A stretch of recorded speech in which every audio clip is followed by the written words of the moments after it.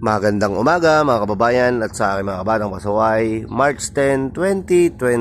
Alas 5 na ho ng umaga at ari ho ang update natin ngayon sa Calapan Port. Paalis na po ang ating Starlight Annapolis.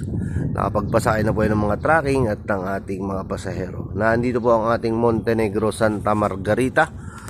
At kung nakikita nyo po, yan lang po ang dalawang malaking barko dito sa Calapan Port. Kompleto po ang barko natin sa dulo. Yun po ang ating Starlight Sprint, Supercat at ang ating Ocean Jet. Maya lamang po ay aalis na rin po ang ating Starlight Sprint. Ito po ang update natin ngayong umaga. Kanina po madaling araw ay maulan. At ang ating naman ng karagatan ay kalmado naman po mula Calapan hanggang Batangas.